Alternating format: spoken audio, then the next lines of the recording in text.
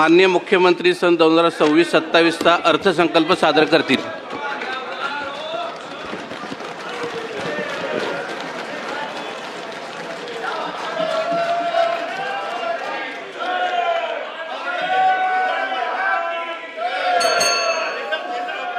चष्मा घाल दो, चष्मा।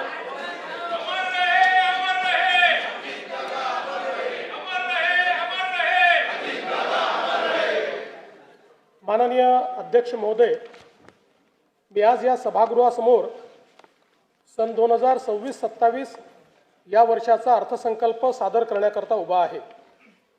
हा अर्थसंकल्प केवळ आगामी वर्षाचा जमा खर्च नसून तो विकसित महाराष्ट्र 2047 कडे जाणाऱ्या आपल्या प्रवासाचा एक महत्त्वाचा टप्पा आहे।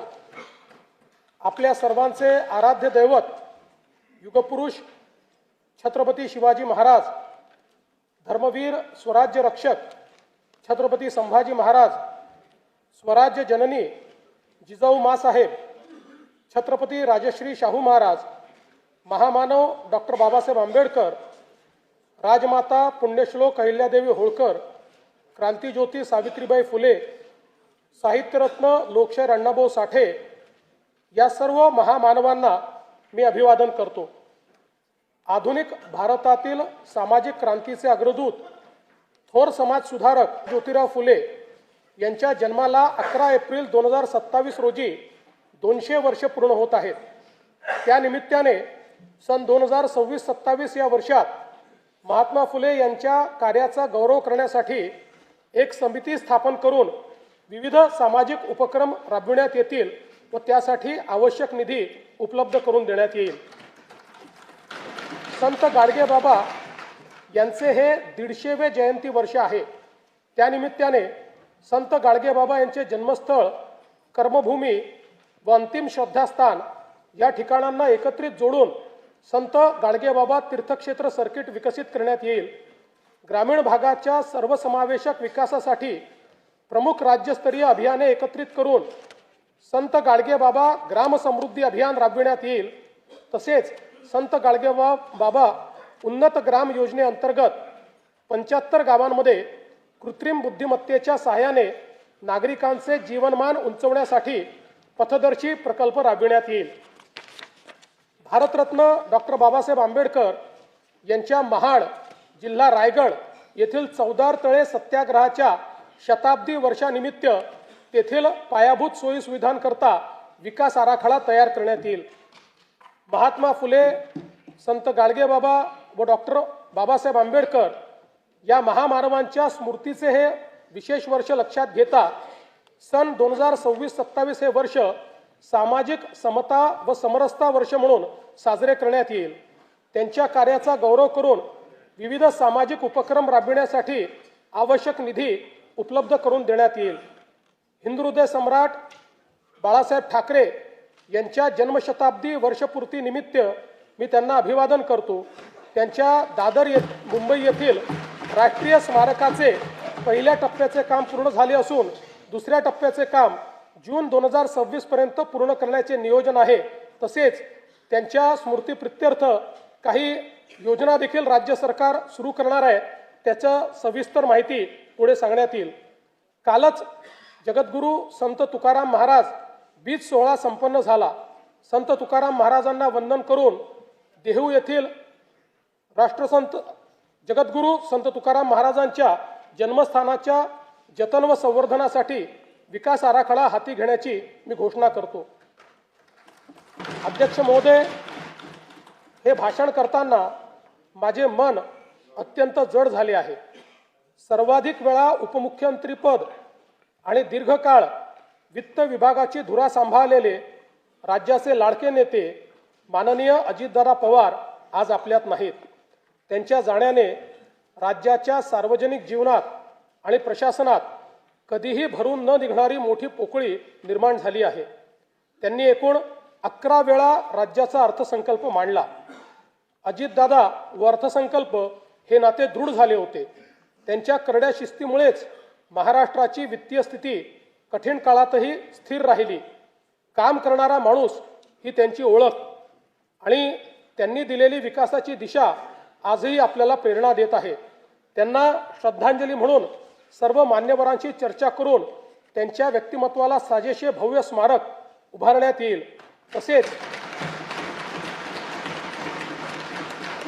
तसेच त्यांच्या नावे गतिमान नागरी सेवा पुरस्कार देण्यात येईल असे मी जाहीर करतो।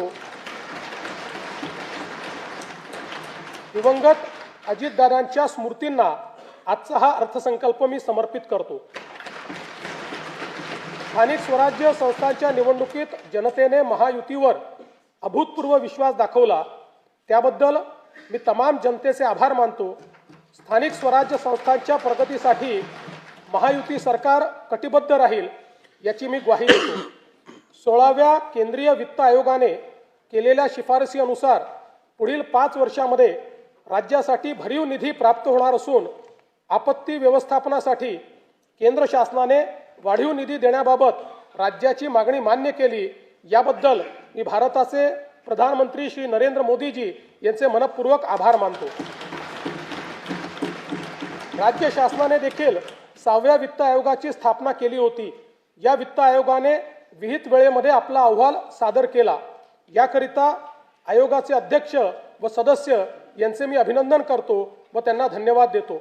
हा अहवाल कृती अहवालासह माननीय राज्यपालांच्या मान्यतेनंतर पुढील अधिवेशनात सभागृहाच्या पटलावर ठेवण्याची कारवाई करण्यात येईल। आयोगाच्या शिफारसींचा अभ्यास करून प्रशासकीय सुधारणा व आर्थिक विकेंद्रीकरणाच्या माध्यमातून स्थानिक स्वराज्य संस्था सक्षम करण्याची कारवाई करण्यात येईल। 1 फेब्रुवारी 2026 रोजी केंद्र शासनाने युवा केंद्रित अर्थसंकल्प सादर केला।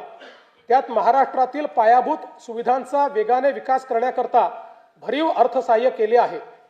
मुंबई पुणे व पुणे हैदराबाद या प्रस्तावित जलदगती रेल्वे प्रकल्पांमुळे सकल राज्य उत्पादनात मोठी वाढ होण्यास मदत होणार आहे। राज्यातील जनतेच्या वतीने मी भारताचे लोकप्रिय पंतप्रधान माननीय नरेंद्र मोदीजी यांचे मनपूर्वक आभार मानतो। महाराष्ट्र हे देशाचे आर्थिक इंजिन असल्याने विकसित भारत 2047 च्या स्वप्नपूर्तीत आपला वाटा सर्वात मोठा असेल। राज्याची अर्थव्यवस्था सन 2047 पर्यंत $5 ट्रिलियन करणे हे राज्याचे मुख्य ध्येय आहे। या ध्येयाची पूर्तता करण्याच्या दृष्टीने विकसित महाराष्ट्र 2047 चे विजन डॉक्युमेंट जाहीर करण्यात आले आहे। त्यानुसार सन 2029-30 पर्यंत साध्य करावयाची अल्पकालीन उद्दिष्टे, राज्याचे अमृत महोत्सवी वर्ष सन 2035 पर्यंत साध्य करावयाची मध्यमकालीन उद्दिष्टे आणि भारतीय स्वातंत्र्याचे शताब्दी वर्ष सन 2047 पर्यंत साध्य करावयाची दीर्घकालीन उद्दिष्टे निश्चित करण्यात आली आहेत। राज्याच्या प्रादेशिक संतुलित विकासाला चालना देण्याकरता 4 प्रमुख स्तंभ ठरवण्यात आले आहेत। 1 प्रगतिशील, 2 शाश्वत, 3 सर्वसमावेशक आणि 4 सुशासन। या 4 स्तंभाच्या अंतर्गत 16 उपक्षेत्रे निश्चित करण्यात आली आहेत। सन 2047 साली विकसित महाराष्ट्राची इमारत उभी करण्याकरिता इथून पुढे येणाऱ्या सर्व अर्थसंकल्पात विकसित महाराष्ट्राच्या संकल्पाचे प्रतिबिंब दिसणार आहे। या संकल्पाची दिशा कशी असेल हे या वर्षीच्या अर्थसंकल्पात मी स्पष्ट करणार आहे। जब इरादा बना लिया है ऊंची उड़ान का, भास्कर राव, जब इरादा बना लिया है ऊंची उड़ान का, फिर देखना फिजूल है कद आसमान का।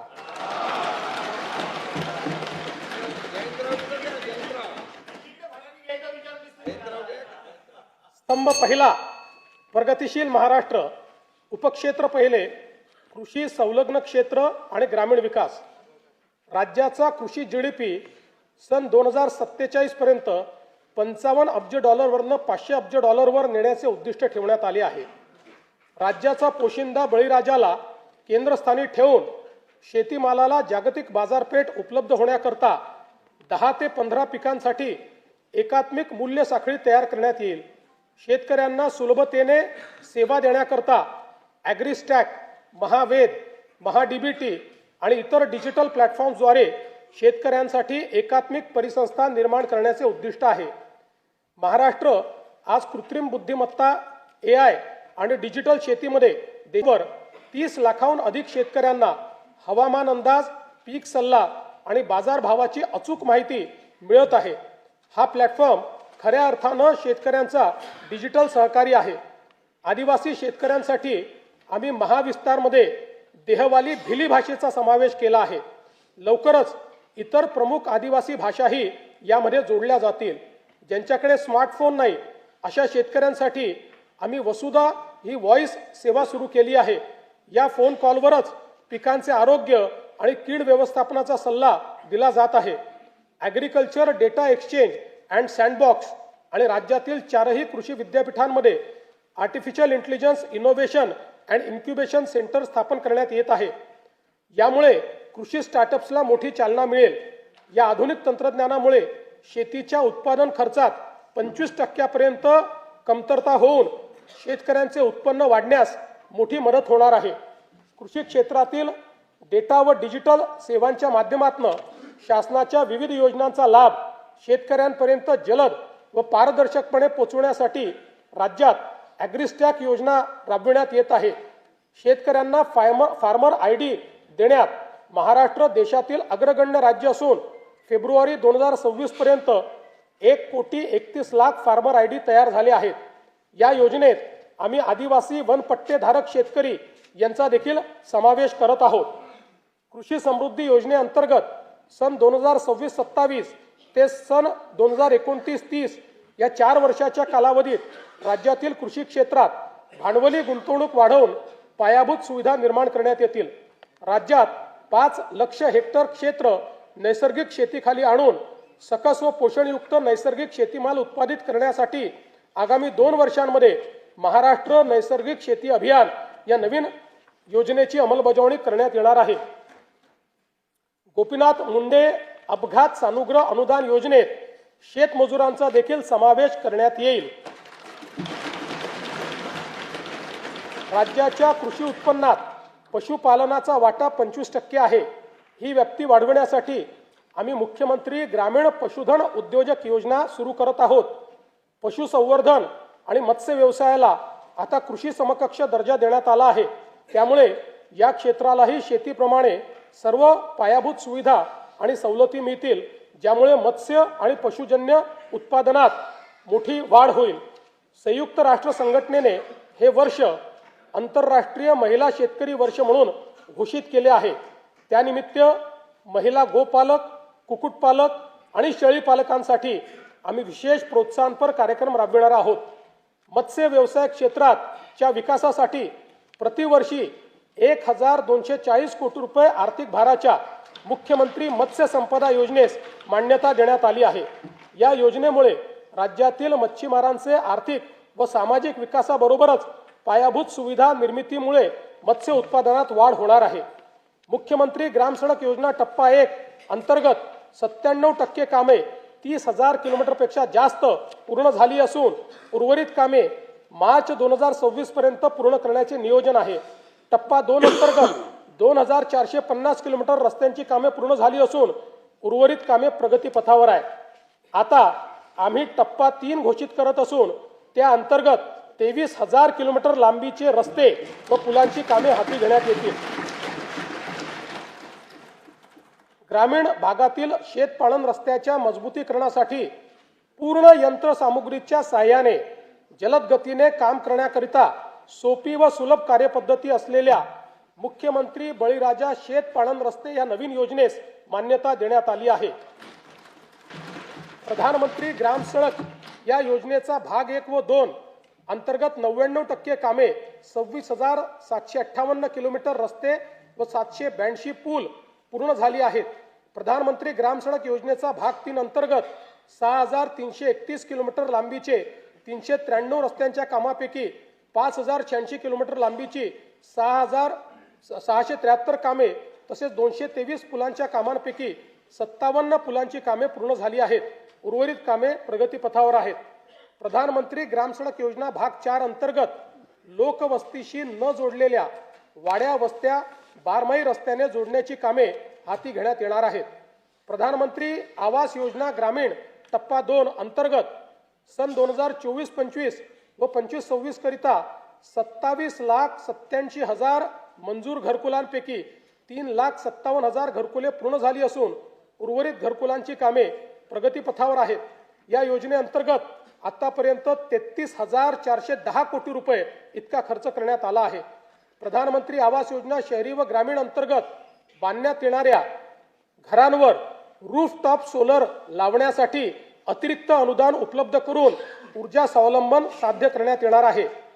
PM जनमन आवास योजनेअंतर्गत 54,129 घरकुलांना मंजूर देण्यात आली असून 17,929 घरकुलांचे बांधकाम पूर्ण झाले आहे. उपक्षेत्र दुसरे उद्योग.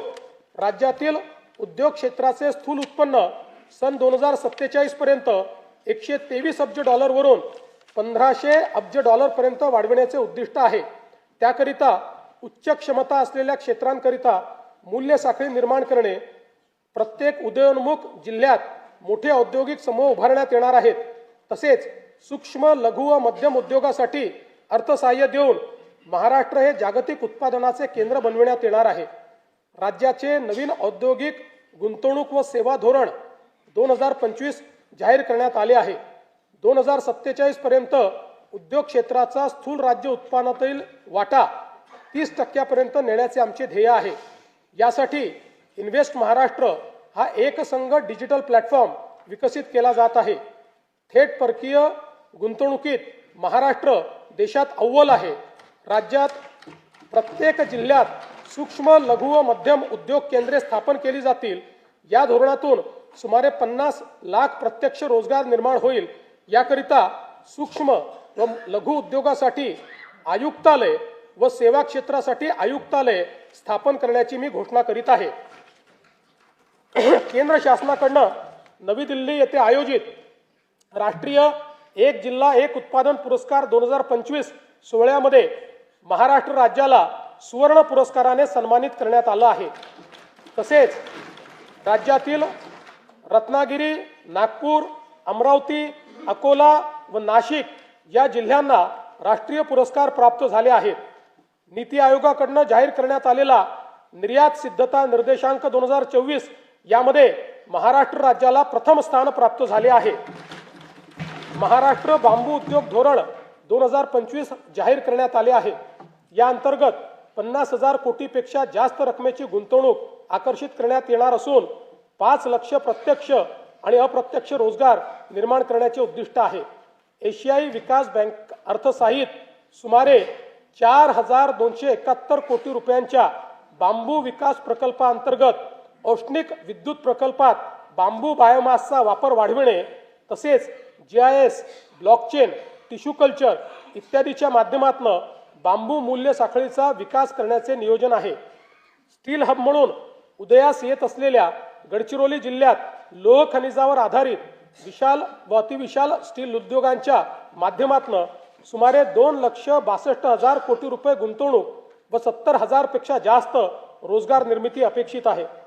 गडचिरोली जिल्ह्यातील खनिज संपत्तीची वाहतूक सुरळीत होण्याकरता आणि जिल्ह्याच्या विकासाला गती देण्याच्या दृष्टीने रस्ते विकास कार्यक्रम हाती घेण्यात आला आहे. तसेच जिल्ह्यातील जैवविविधता संवर्धनासाठी विशेष मोहीम हाती घेण्यात आली असून 5 कोटी वृक्ष लागवड करण्यात येते आहे. राज्यातील नवीन महाराष्ट्र रत्ने व आभूषणे धोरण 2025 जाहीर करण्यात आले आहे. या अंतर्गत 1 लाख कोटी रुपयाची गुंतवणूक व 5 लाख रोजगार निर्मिती करण्याचे उद्दिष्ट निश्चित करण्यात आले आहे. उपक्षेत्र तिसरे सेवा क्षेत्र. राज्यात सेवा क्षेत्राचे स्थूल उत्पन्न सन 2047 पर्यंत 312 अब्ज डॉलरवरून 3,000 अब्ज डॉलरपर्यंत नेण्याचे महत्वाकांक्षी उद्दिष्ट ठेवण्यात आले आहे. मुंबई आणि पुण्याला 50 अब्ज डॉलरचे मीडिया टेक आणि AVGC केंद्र बनवणे, 30 लाखाहून अधिक रोजगार निर्मिती करण्यासाठी जागतिक क्षमता केंद्र स्थापन करणे तसेच नव उपक्रम शहरांची उभारणी करण्याचे उद्दिष्ट ठेवण्यात आले आहे. महाराष्ट्र राज्याला ॲनिमेशन, गेमिंग आणि व्हिज्युअल इफेक्ट्स AVGC क्षेत्रात जगात अव्वल बनवण्यासाठी AVGC XR धोरण 2025 जाहीर केले आहे. याद्वारे राज्यात 295 पेक्षा जास्त स्टुडिओ, विशेष पार्क्स आणि स्टार्टअप्सला प्रोत्साहन दिले जाईल. मागील वर्षी केंद्र व राज्य शासन यांच्या संयुक्त विद्यमाने मुंबईत जागतिक दृकश्राव्य मनोरंजन परिषद वेव्ज यशस्वीपणे संपन्न झाली। या क्षेत्रातील उच्च दर्जाच्या शिक्षणासाठी मुंबईमध्ये केंद्र सरकारच्या मदतीने Indian institute of creative technology सुरू करण्यात आली आहे। विकसित महाराष्ट्र 2047 या दृष्टिकोनाशी सुसंगत महाराष्ट्र जागतिक क्षमता केंद्र GCC धोरण 2025 तयार करण्यात आले आहे। मला सांगताना आनंद वाटतो की महाराष्ट्रातील पुणे हे GCC साठी देशातील सर्वाधिक पसंतीचे स्थान ठरत आहे। राज्यात या धोरणाच्या माध्यमातून 400 नवीन जागतिक क्षमता केंद्र स्थापन करण्यात येणार असून 4 लाख उच्च कुशल नोकरीच्या संधी निर्माण करण्याचे उद्दिष्ट आहे। उपक्षेत्र चौथे पर्यटन। राज्यात येणाऱ्या पर्यटकांची संख्या सन 2047 पर्यंत वार्षिक 16 कोटीहून 38 कोटीपर्यंत वाढवण्याचे उद्दिष्ट आहे। त्याकरिता मुंबई, सिंगापूर आणि दुबईमध्ये पर्यटन गुंतवणूक कक्ष सुरू करणे, खासगी गुंतवणूक आकर्षित करून जागतिक दर्जाची पर्यटन स्थळे व पर्यटन परिपथ विकसित करणे, तसेच प्रवास 100% डिजिटाइज करून पर्यटन परिसंस्था निर्माण करण्याचे उद्दिष्ट ठेवण्यात आले आहे। महाराष्ट्र पर्यटन विकास महामंडळाच्या सुवर्ण महोत्सवी वर्षानिमित्त निवडक 50 पर्यटन स्थळी पायाभूत सुविधा अत्याधुनिक करण्यासाठी प्रादेशिक पर्यटन विकास योजनेतून प्राधान्याने निधी उपलब्ध करून देण्यात येईल। सातारा जिल्ह्यातील सह्याद्री पर्वत रांगांमध्ये वसलेला वासोटा किल्ला हा छत्रपती शिवाजी महाराजांच्या शौर्याचे आणि रणनीतीचे प्रतीक आहे। पर्यटकांच्या सुरक्षित, सुलभ व पर्यावरणपूरक प्रवेशाकरता मुनावळे ते वासोटा किल्ला रोपवे प्रकल्प करण्याचे नियोजित करण्यात आले आहे। नाशिक येथे रामकाल पथ विकास प्रकल्पाअंतर्गत करण्यात येणारी कामे प्रगतीपथावर आहेत। राज्यातली तिसरी चित्रनगरी नवरगाव तालुका रामटेक जिल्हा नागपूर येथे विकसित करण्यात येणार आहे। रामटेक येथे रामसृष्टी व कालिदास सृष्टी उभारण्यात येईल। तसेच महाकवी कालिदास यांचे जीवनचरित्र सर्वसामान्य जनतेला व नवीन पिढीला कळावे याकरिता चित्रपट निर्मितीसाठी आवश्यक ते सहकार्य केले जाईल।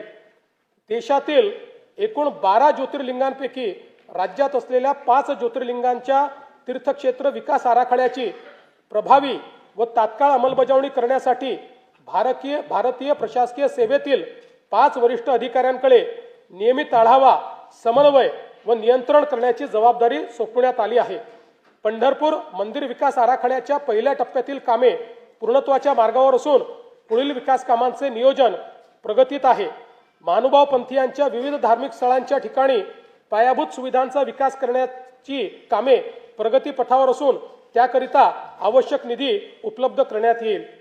स्तंभ दुसरा शाश्वत उपक्षेत्र पहिले शाश्वत शहरी विकास 2047 पर्यंत राज्याची नागरी लोकसंख्या 70% होणार असून स्थूल राज्य उत्पन्नात या घटकाचे 75 ते 80% योगदान असणार आहे।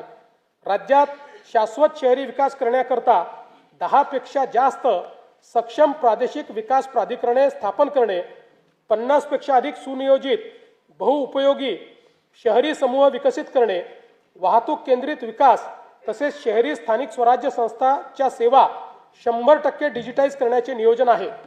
मुंबई महानगर प्रदेशाची अर्थव्यवस्था 2030 पर्यंत 140 अब्ज डॉलरवरून 300 अब्ज डॉलर पर्यंत नेण्याचे उद्दिष्ट ठेवण्यात आले आहे। वडाळा येथे जागतिक दर्जाचे स्टार्टअप आणि इनोव्हेशन हब स्थापन करण्यासाठी 130 एकर जमीन वाटप करण्यात आली आहे। मुंबई अहमदाबाद बुलेट ट्रेन मार्गातील ठाणे ते तलासरी मधील 3 स्थानकाचे काम 2027 अखेर पूर्ण होणार आहे। बुलेट ट्रेन प्रकल्पाद्वारे निर्माण होणाऱ्या आर्थिक मूल्याचा फायदा घेण्यासाठी विरार, बोईसर आणि ठाणे बुलेट ट्रेन स्थानकाभोवतीच्या क्षेत्राच्या विकासाकरता बृहद आराखडा तयार करण्यात येईल। अटल बिहारी वाजपेयी शिवडी नावासेवा अटल सेतू परिसरात तिसरी मुंबई 3.0 विकसित करण्यात येईल। या अंतर्गत कर्नाळा साई चिरनेर, रायगड पेण आणि नवी मुंबई आंतरराष्ट्रीय विमानतळ अधिसूचित क्षेत्र ही ग्रीनफील्ड विकास केंद्रे म्हणून विकसित करण्याचे नियोजन आहे। वाढवण जिल्हा पालघर जवळ चौथी मुंबई विकसित करण्याचे नियोजित असून त्या अंतर्गत लॉजिस्टिक्स आणि वेअर हाऊसिंगसाठी विकास केंद्रे निर्माण करण्यात येतील। झोपडपट्टी पुनर्वसन प्राधिकरणामार्फत मुंबई महानगर प्रदेशातील 20 लाख झोपडपट्टीधारकांच्या घरांच्या पुनर्विकासासाठी तसेच भाडे तत्वावरील घरांसह 10 लाख परवडणारी घरे विकसित करण्यासाठी बृहद आराखडा तयार करण्यात येत आहे. मुंबई महानगर प्रदेशात नवीन बेकायदेशीर बांधकामे होणार नाहीत याची खात्री करण्यासाठी GIS आधारित मॅपिंगचा वापर करून नो न्यू स्लम फ्रेमवर्क विकसित करण्यात येणार आहे. सदर फ्रेमवर्क पुढे इतर शहरात देखील लागू करण्यात येईल. केंद्र शासनाकडून नीती आयोगामार्फत देशभरातील निवडक क्षेत्रांचा आर्थिक वाढीचा रोडमॅप तयार करण्यात येत आहे. मुंबई महानगराच्या धर्तीवर पुणे, नाशिक, नागपूर व छत्रपती संभाजीनगर ग्रोथ हब प्रकल्पाचा विकास आराखडा तयार करण्यात येणार आहे. नागपूर शहराच्या आर्थिक वाढीला चालना देण्यासाठी नवीन नागपूर म्हणून व्यापार व वित्तीय केंद्र विकसित करण्यात येणार आहे. नागपूर शहराच्या विकास व विस्ताराला चालना देण्यासाठी नागपूर रिंग रोडला देखील मान्यता देण्यात आली आहे. उपक्षेत्र दुसरे, वाहतूक व मालपुरवठा व्यवस्थापन. राज्यात सन 2047 पर्यंत प्रवासी व माल वाहतुकीकरता सलग संपर्क जाळे निर्माण करण्यासाठी 1200 किलोमीटर लांबीचे मेट्रो मार्ग तसेच 6000 किलोमीटरपेक्षा जास्त द्रुतगती मार्ग विकसित करण्याचे नियोजन आहे. मुंबई, पुणे व नागपूर शहरामध्ये एकूण 490 किलोमीटर लांबीच्या मेट्रो मार्गिका उभारण्याचे काम हाती घेण्यात आले असून त्यापैकी 173 किलोमीटर लांबीच्या मार्गिका वाहतुकीसाठी खुल्या करण्यात आल्या आहेत. तसेच आगामी वर्षात 50 किलोमीटर लांबीच्या मार्गिका वाहतुकीसाठी खुल्या करण्याचे नियोजन आहे. सन 2029 पर्यंत आणखी 165 किलोमीटर लांबीच्या मेट्रो मार्गिका या सुरू करण्यात येणार आहेत. वडाळा ते gateway of India Mumbai metro मार्गिका 11 हा 23,487 कोटी रुपये किमतीचा पूर्णतः भूमिगत प्रकल्प हाती घेण्यात आला आहे. या प्रकल्पाचा विस्तार धारावी पुनर्वसन प्रकल्पातून पुढे वांद्रे उपनगरीय स्थानक व वांद्रे टर्मिनस पर्यंत करण्याचे नियोजन आहे. मुंबई विमानतळ आणि नवी मुंबई विमानतळ यांना जोडणारा मुंबई मेट्रो मार्ग 8 हा 22,862 कोटी रुपये किमतीचा प्रकल्प हाती घेण्यात येणार आहे. तळोजा ते खांदेश्वर नवी मुंबई मेट्रो मार्ग 2 या 5,575 कोटी रुपये किमतीच्या प्रकल्पामुळे नवी मुंबई विमानतळापर्यंत वाहतूक व्यवस्थेत लक्षणीय सुधारणा होईल. रस्त्यावरील वाहतूक कोंडी दूर करण्यासाठी मुंबई आणि पुणे शहरात भुयारी मार्गांचे जाळे उभारण्याचा शासनाचा मानस आहे. मुंबई शहरातील ऑरेंज गेट पूर्व मुक्त मार्ग ते मरीन ड्राईव्ह दरम्यान भुयारी मार्ग प्रकल्पाच्या लॉन्चिंग शाफ्टचे बांधकाम पूर्ण झाले आहे. हा प्रकल्प डिसेंबर 2028 पर्यंत पूर्ण करण्याचे नियोजन आहे. मुंबईतील पूर्व आणि पश्चिम परिसराला जोडणाऱ्या गोरेगाव मुलुंड या भुयारी मार्गाच्या पहिल्या टप्प्याचे काम अंतिम स्तरावर आहे. ठाणे ते बोरिवली या 18,838 कोटी रुपये किमतीच्या भुयारी मार्गाचे काम प्रगतीपथावर असून जून 2028 पर्यंत तो पूर्ण करण्याचे नियोजन आहे. खारघर ते तुर्भे या सुमारे 6 किलोमीटर लांबीच्या 2,100 कोटी रुपये किमतीच्या भुयारी मार्गाचे काम सप्टेंबर 2028 पर्यंत पूर्ण करण्याचे नियोजन आहे. एकात्मिक भुयारी मार्ग रस्ता प्रकल्पांतर्गत वांद्रे वरळी सागरी सेतू ते बुलेट ट्रेन स्थानक, वांद्रे कुर्ला संकुल ते छत्रपती शिवाजी महाराज आंतरराष्ट्रीय विमानतळ जोडण्यात येणार आहे. गायमुख जंक्शन ते फाउंटन हॉटेल जंक्शन दरम्यान सुमारे 6 किलोमीटर लांबीचा भुयारी मार्ग व फाउंटन हॉटेल ते भाईंदर दरम्यान 9 किलोमीटर लांबीचा उन्नत मार्ग प्रस्तावित आहे. पूर्वेकडील अटल सेतू ते पश्चिमेकडील सागरी किनारा मार्ग आणि वांद्रे वरळी सागरी सेतू यांच्या दरम्यान सिग्नल विरहित वाहतुकीकरता शिवडी वरळी या उन्नत मार्गाचे काम प्रगतीपथावर असून सप्टेंबर 2026 पर्यंत हे काम पूर्ण करण्याचे नियोजन आहे. ऐरोली ते कटई नाका या उन्नत मार्गाचे भाग 3 चे काम हाती घेण्यात येत आहे. ठाणे ते नवी मुंबई आंतरराष्ट्रीय विमानतळ असा उन्नत मार्ग बांधण्याच्या प्रकल्पाला मान्यता देण्यात आली आहे. अटल सेतू ते मुंबई पुणे द्रुतगती मार्गापर्यंत 1,102 कोटी रुपये किमतीचा उन्नत मार्ग फेब्रुवारी 2027 पर्यंत पूर्ण करण्याचे नियोजन आहे. दक्षिण मुंबईला समृद्धी महामार्गाशी थेट जोडण्याकरता खेडानगर ते आनंदनगर व आनंदनगर ते साकेत ठाणे या उन्नत मार्गाचे काम डिसेंबर 28 पर्यंत पूर्ण करण्याचे नियोजन आहे. तसेच साकेत ते आमणे या उन्नत मार्गाच्या कामाचा प्रकल्प अहवाल तयार करण्यात येत आहे. स्वातंत्र्यवीर सावरकर वांद्रे वर्सोवा सागरी सेतू या 18,121 कोटी रुपये किमतीच्या प्रकल्पाचे 4ही टप्प्याचे काम प्रगतीत असून हा प्रकल्प मे 2028 अखेरपर्यंत पूर्ण करण्याचे नियोजन आहे.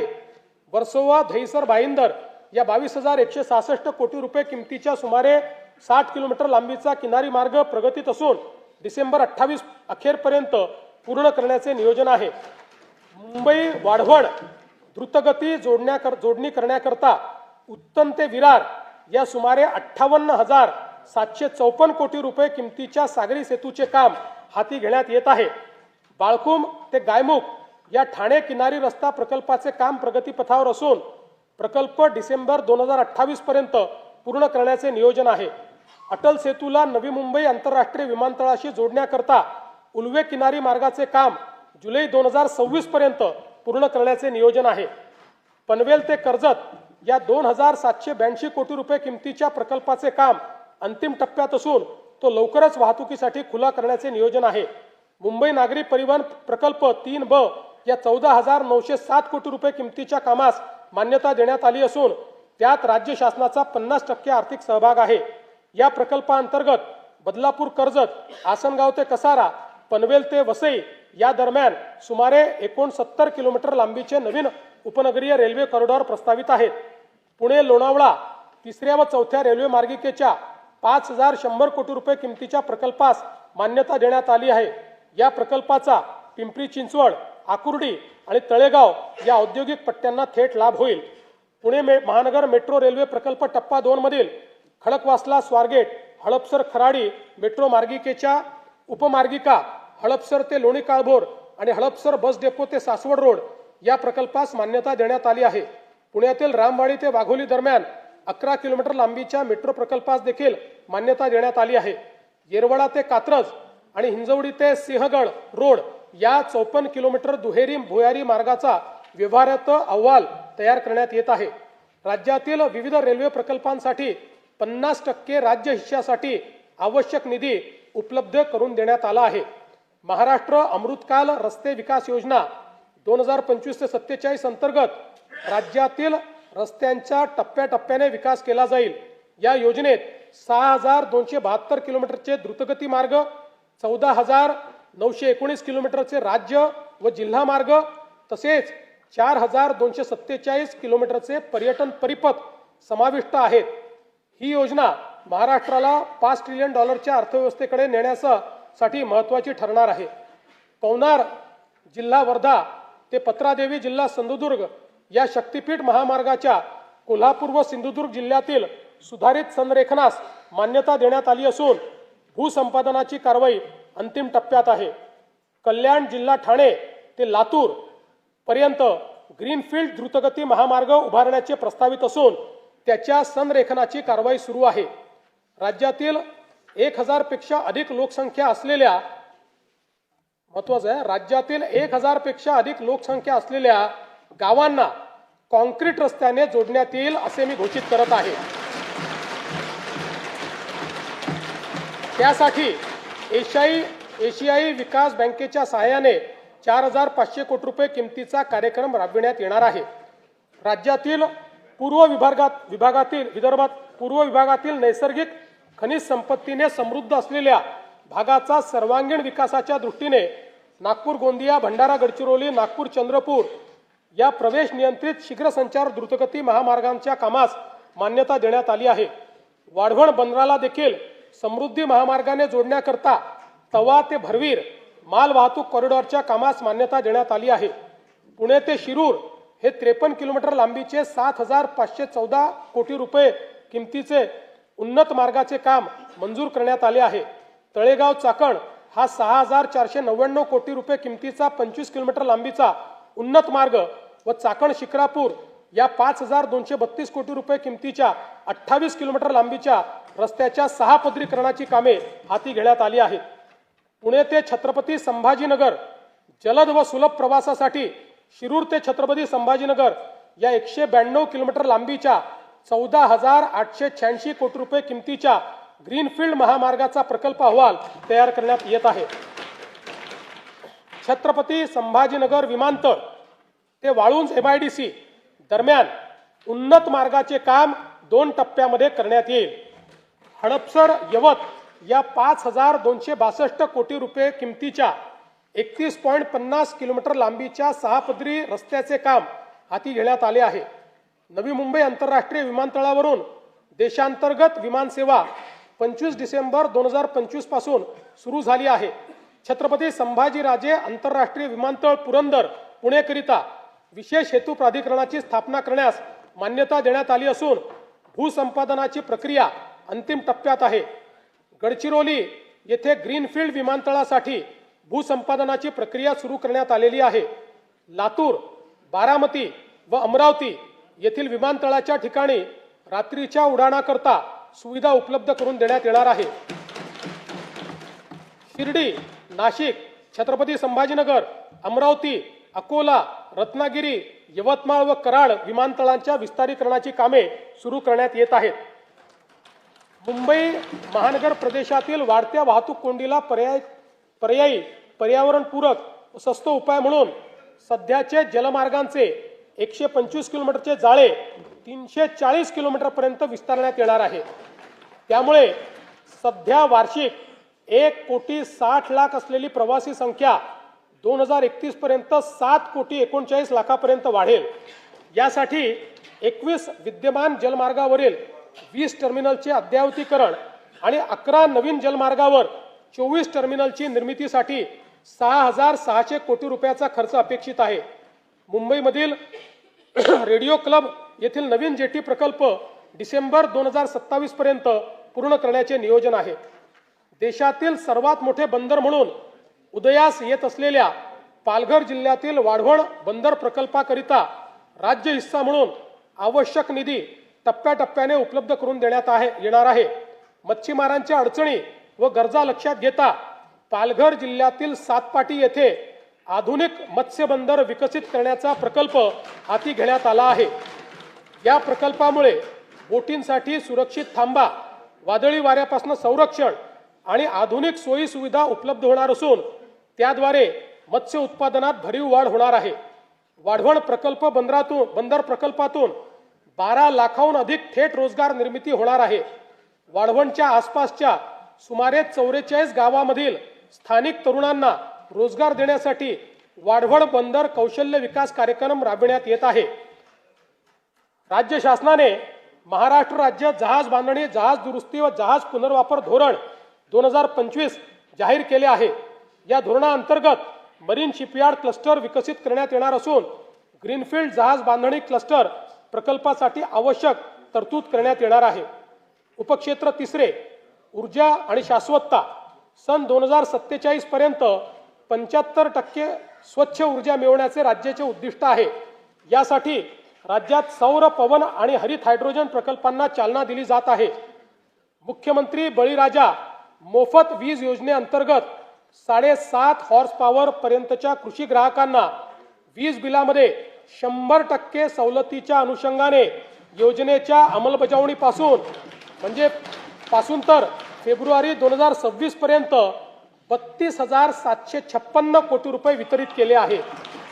आणि सन 2026-27 मध्येही ही योजना सुरूच राहणार आहे आणि त्याकरता 20,000 कोटी रुपये एवढा निधी आरक्षित करण्यात आलेला आहे. मुख्यमंत्री सौर कृषी वाहिनी 2.0 अंतर्गत एकूण 16,000 मेगावॅट सौर ऊर्जा क्षमता स्थापित करण्याचे उद्दिष्ट ठरविण्यात आले आहे. त्यामुळे राज्यातील 100% कृषी पंप ग्राहकांना दिवसा वीज पुरवठा करण्याचा उद्देश साध्य होणार आहे. या योजनेअंतर्गत आतापर्यंत 3,449 मेगावॅट क्षमता कार्यान्वित झाली असून डिसेंबर 26 पर्यंत सुमारे 10,000 मेगावॅट अतिरिक्त क्षमता ही निर्माण होणार आहे. प्रधानमंत्री कुसुम घटक ब योजनेअंतर्गत मागेल त्याला सौर कृषी पंप योजनेअंतर्गत एकूण 6,63,324 सौर कृषी पंप स्थापित करण्यात आले आहेत. कुसुम घटक ब योजनेच्या अंमलबजावणीमध्ये महाराष्ट्र राज्य हे देशात प्रथम क्रमांकावर आहे. मला सांगण्यास आनंद वाटतो की मागेल त्याला सौर कृषी पंप योजनेअंतर्गत डिसेंबर 2025 या एकाच महिन्यात 45,911 इतके सौर कृषी पंप बसवून महाराष्ट्र राज्याची गिनीज बुक ऑफ वर्ल्ड रेकॉर्डमध्ये नोंद झाली आहे.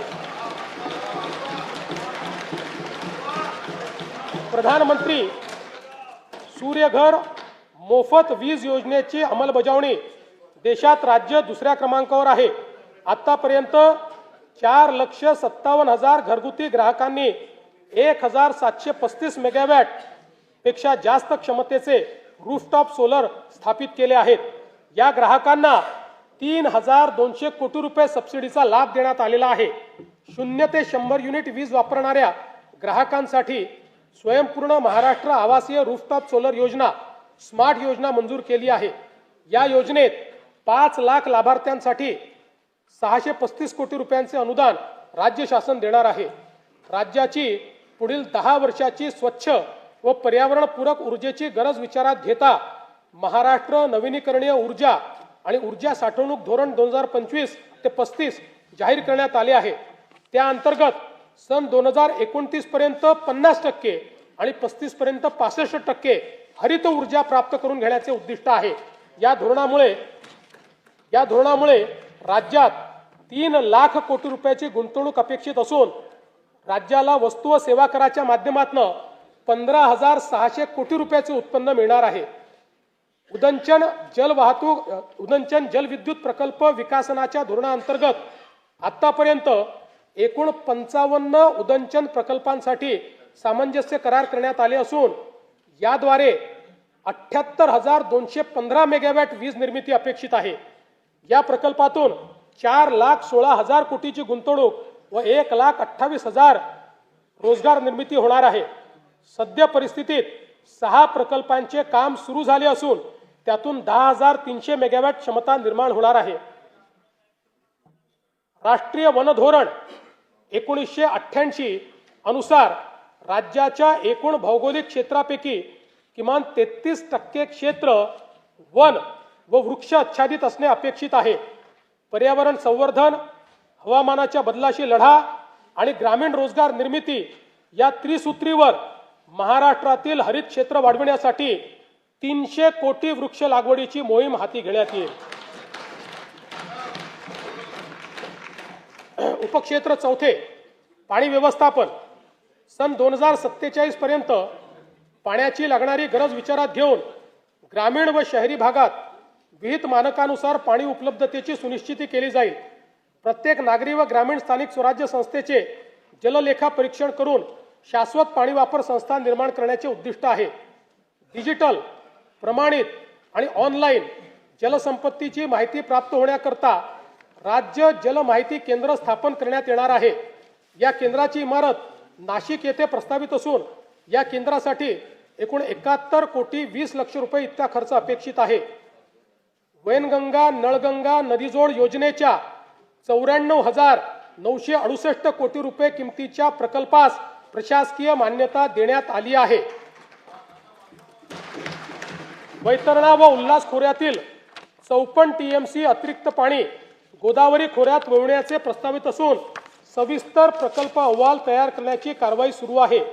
दमणगंगा वैतरणा गोदावरी नदीजोड प्रकल्पाच्या 13,497 कोटी रुपये किमतीच्या कामास प्रशासकीय मान्यता देण्यात आली आहे. नार पार गिरणा नदीजोड प्रकल्पाच्या 7,465 कोटी रुपये किमतीच्या कामास प्रशासकीय मान्यता देण्यात आली आहे. दमणगंगा एकदरे गोदावरी नदीजोड प्रकल्पाच्या एकूण 2,213 कोटी रुपयाच्या कामास मान्यता देण्यात आली आहे. बारामती व पुरंदर तालुक्यातील अवर्षण प्रवण भागातील क्षेत्रास पिण्यासाठी व सिंचनासाठी पाणी उपलब्ध करून देण्याकरता नीरा करहा नदीजोड प्रकल्प राबविण्यात येईल. कोल्हापूर व सांगली जिल्ह्यातील पूर्व अन्य धोके निवारणासाठी जागतिक बँकेच्या सहाय्याने 2,240 कोटी रुपये किमतीचा महाराष्ट्र राज्य प्रतिसादक्षम विकास कार्यक्रम राबविण्यास मान्यता देण्यात आली आहे. या अंतर्गत कृष्णा खोऱ्यातले पुराचे पाणी भीमा खोऱ्यातील पश्चिम महाराष्ट्र व मराठवाड्यातील दुष्काळग्रस्त भागाकडे वळविण्याच्या कामाचा समावेश करण्यात आला आहे. हवामानाचा अंदाज व्यक्त करणाऱ्या अनेक संस्थांनी सन 2026 मध्ये अल निनोच्या संभाव्य प्रभावामुळे मान्सूनच्या पावसावर परिणाम होऊन दुष्काळ सदृश्य परिस्थिती निर्माण होण्याची शक्यता व्यक्त केली आहे. गंभीर आहे आपल्याकरता. या दृष्टीने पिण्याचे पाणी राखून ठेवणे तसेच जलयुक्त शिवार अभियान आणि जलसंधारण योजनाच्या माध्यमातून पाण्याचे संवर्धन व वैरण विकासाकरिता प्राधान्याने उपाययोजना करण्यात येत आहे. जागतिक बँकेच्या सहाय्याने राज्यातील शहरांमध्ये 5,860 कोटी रुपये किमतीचा महाराष्ट्र नागरी जलपुरवठा सांडपाणी व्यवस्थापन व पुनर्वापर प्रकल्प राबविण्याचे नियोजन आहे. या कार्यक्रमाअंतर्गत नागरी सांडपाण्यावर 100% प्रक्रिया करून प्रभावी पुनर्वापर करण्यात येणार आहे. स्तंभ तिसरा, सर्वसमावेशक उपक्षेत्र पहिले, सामाजिक न्याय व कल्याण. विजन डॉक्युमेंट 2047 द्वारे सर्वसमावेशक विकास साधताना समाजाच्या प्रत्येक घटकाच्या उन्नतीसाठी प्रयत्न करण्यात येत आहेत. सर्व बालकांसाठी सुरक्षित आणि पोषणक्षम वातावरणाची हमी, महिला नेतृत्वाखालील उद्योजकता वाढविणे, ज्येष्ठ नागरिकांना आरोग्यदायी, सुरक्षित व सन्मानजनक जीवनाची खात्री तसेच शाश्वत व वैविध्यपूर्ण उपजीविका निर्माण करण्याचे उद्दिष्ट आहे. महत्त्वाचा विषय पाणी पिऊन घेतो. पाणी कुठे ठेवलं माझं?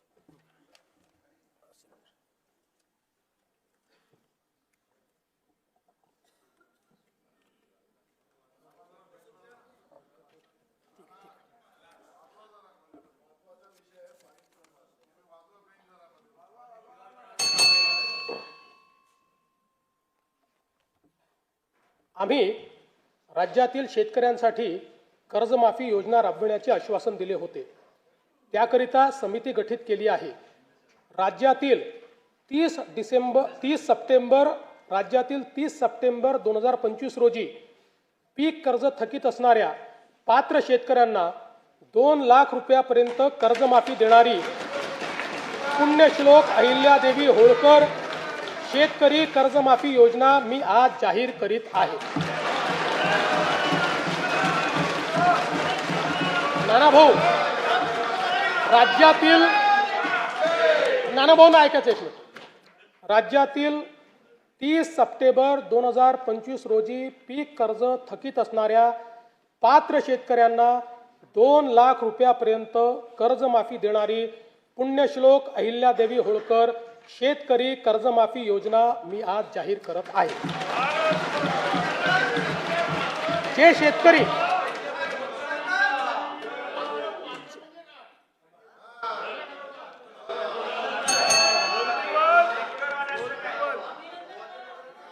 तुम्ही पण जाहीर केलं तर पात्रच म्हटलं होतं, पात्रच म्हणावं लागतं, अपात्राला देता येत नाही. ऐका पुढे, अजून संपलं नाहीये. अरे अजून संपलं नाही, थांबा रे बाबा. शांत बसा, शांत बसा. जे शेतकरी कर्ज घेऊन नियमित परतफेड करतात अशा शेतकऱ्यांना प्रोत्साहन देण्याच्या हेतूने नियमित कर्ज परतफेड केलेली असल्यास अशा पात्र शेतकऱ्यांना 50,000 रुपयापर्यंत प्रोत्साहनपर लाभ देण्यात येईल.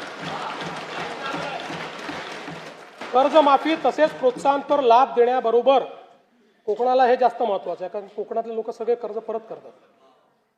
कर्जमाफी तसेच प्रोत्साहनपर लाभ देण्याबरोबरच राज्यातील बँकिंग यंत्रणा सक्षम असावी यासाठी समितीच्या शिफारसीतील निकषानुसार निर्णय घेण्यात येईल.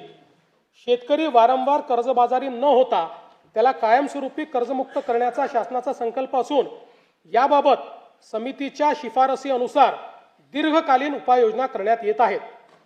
अनुसूचित जाती घटकांच्या सर्वांगीण विकासासाठी राजश्री शाहू महाराज शिष्यवृत्ती योजना, विद्यार्थी वसतिगृहे, भारतरत्न डॉक्टर बाबासाहेब आंबेडकर कृषी स्वावलंबन योजना, लोक साहित्यरत्न लोकशाहीर अण्णाभाऊ साठे नागरी वस्ती सुधार योजना इत्यादी योजना राबविण्यात येत आहेत. महात्मा फुले मागासवर्गीय विकास महामंडळ, साहित्यरत्न लोकशाहीर अण्णाभाऊ साठे विकास महामंडळ, संत रोहिदास चर्मोद्योग आणि चर्मकार विकास महामंडळाद्वारे अनेक योजना राबविण्यात येत आहेत. सन 2026-27 मध्ये अनुसूचित जाती घटक कार्यक्रमाअंतर्गत 23,150 कोटी रुपये इतका नियतव्यय प्रस्तावित आहे. माननीय सर्वोच्च न्यायालयाच्या आदेशानुसार राज्यातील अनुसूचित जातींच्या आरक्षणाचे उपवर्गीकरण करण्याकरिता प्रारूप आराखडा करण्याच्या दृष्टीने समिती गठीत करण्यात आली आहे। समितीचा अहवाल लवकरच अपेक्षित असून शिफारसीनुसार समुचित लाभ देण्याची पुढील आवश्यक कारवाई करण्यात येईल। आदिवासी समाजाच्या सर्वांगीण विकासासाठी राणी दुर्गावती महिला सक्षमीकरण योजना, शबरी आदिवासी वित्त व विकास महामंडळ, डॉक्टर APJ अब्दुल कलाम अमृतहार योजना, नमो आदिवासी स्मार्ट शाळा अभियान, आदर्श आश्रम शाळा, भगवान बिरसा मुंडा जोड रस्ते योजना, ठक्कर वापा आदिवासी विकास योजना तसेच पंडित दीनदयाल उपाध्याय स्वयं योजना आदी कार्यक्रम राबविण्यात येत आहेत। बिरसा मुंडा कृषी क्रांती योजनेत विंधन विहिरी व सौर पंप हा घटक वनक्षेत्रालगतच्या गावातील आदिवासी शेतकऱ्यांना अनुज्ञेय करण्यात आला आहे। कातकरी, कोलाम आणि माडिया या आदिम जमाती तसेच पारधी समाजाच्या सर्वांगीण विकासासाठी विशेष पॅकेजद्वारे निधी राखीव ठेवण्यात येणार आहे। सन 2026-27 मध्ये आदिवासी घटक कार्यक्रमाकरता 21,723 कोटी रुपये इतका नियतव्यय प्रस्तावित आहे। इतर मागासवर्ग, विमुक्त जाती, भटक्या जमाती तसेच विशेष मागास प्रवर्गातील समाजाच्या सर्वांगीण विकासासाठी वसंतराव नाईक विमुक्त जाती व भटक्या जमाती विकास महामंडळ, महाराष्ट्र राज्य इतर मागासवर्गीय वित्त आणि विकास महामंडळाअंतर्गत विविध योजना राबविण्यात येत आहेत। ऊसतोड कामगारांच्या मुलामुलींसाठी संत भगवान बाबा शासकीय वसतिगृह योजना, आश्रमशाळा, विद्यानिकेतन, क्रांतिज्योती सावित्रीबाई फुले शिष्यवृत्ती योजना, डॉक्टर पंजाबराव देशमुख वसतिगृह योजना, वसंतराव नाईक तांडा वस्ती सुधार योजना आदी कार्यक्रम राबविण्यात येत आहेत। धनगर व गोवारी समाजातील लाभार्थ्यांसाठी विविध योजना राबवण्यात येत आहेत। या सर्व योजनांकरता पुरेसा निधी उपलब्ध करून देण्यात येईल। विविध समाज घटकांसाठी रोजगाराभिमुख प्रशिक्षण कार्यक्रम, विद्यार्थ्यांना अधिछात्रवृत्ती तसेच संशोधनाचे काम करण्यासाठी सारथी, बार्टी, आरटी, TRTI, महाज्योती, वनारटी, अमृत आणि मार्टी या संस्था कार्यरत आहेत। या सर्व संस्थांसाठी पुरेशी तरतूद करण्यात आली आहे। तृतीय पंथीयांच्या सर्वांगीण विकासासाठी धोरण जाहीर करण्यात आले असून त्यांच्या स्वयंरोजगार व व्यवसायासाठी बीज भांडवल उपलब्ध करून देण्यास मान्यता देण्यात आली आहे। दिव्यांग व्यक्तींना गुणवत्तापूर्ण व्यावसायिक कौशल्य प्रशिक्षण देऊन रोजगारक्षम करण्याकरता व स्वावलंबन वाढवण्यासाठी राज्यात 36 कौशल्य विकास व उद्योजकता विकास केंद्रे स्थापन करण्यात येणार असून तसेच दिव्यांग लाभार्थ्यांना देण्यात येणारे अर्थसहाय्य यापूर्वीच महिना 1,500 वरून 2,500 रुपयापर्यंत करण्यात आले आहे। दिव्यांगांना शासकीय लाभाच्या सर्व सेवा सुविधा एकाच प्लॅटफॉर्मवर देण्यासाठी दिव्यांग सहाय्यक संकेतस्थळ कार्यान्वित करण्यात आले आहे। दिव्यांगांकरता जिल्हा वार्षिक योजनेअंतर्गत 1% निधी राखून ठेवण्याकरिता निकष निश्चित करण्यात आले आहेत। केंद्र शासनाने जुने सर्व कामगार कायदे पुनर्रचित करून 4 नवीन कामगार संहिता अंमलात आणल्या आहेत। राज्यातील कामगारांचे हित जोपासण्याकरता या कामगार संहितांची राज्यात प्रभावीपणे अंमलबजावणी करण्यात येईल। राज्याच्या संतुलित, सर्वांगीण व गतिमान विकासासाठी आकांक्षित जिल्हा व आकांक्षित तालुका कार्यक्रमाचा राज्य योजनेअंतर्गत विस्तार करण्यात येत आहे। सध्याच्या गडचिरोली, नंदुरबार, धाराशिव व वाशिम या आकांक्षित जिल्ह्यांसोबत हिंगोली, जालना, पालघर, बीड व धुळे आणि परभणी या 6 नवीन आकांक्षित जिल्ह्यांचा समावेश करण्यात येईल। या 10 जिल्ह्यातील 77 तालुके तसेच उर्वरित जिल्ह्यातील 100 आकांक्षित तालुक्यांचा गतिमान विकास करण्यात येणार आहे। सिंधुदुर्ग व रत्नागिरी या दोन जिल्ह्यांच्या सर्वांकष विकासासाठी सिंधुरत्न समृद्धी योजना सन 2024-25 पर्यंत 3 वर्षासाठी राबविण्यात आली होती। पुढील 3 वर्षाकरता सिंधुरत्न समृद्ध योजना 2.0 प्रस्तावित करण्यात येत आहे। कोकण विभागातील साकव बांधणी व दुरुस्तीसाठी विशेष कार्यक्रम हाती घेण्यात येईल। येणाऱ्या 8 मार्च रोजीच्या जागतिक महिला दिनानिमित्त राज्यातील सर्व लाडक्या बहिणींना मी शुभेच्छा देतो। मुख्यमंत्री माझी लाडकी बहीण ही योजना अशीच सुरू राहणार आहे व या योजनेकरता आवश्यक ती भरीव तरतूद करण्यात आलेली आहे।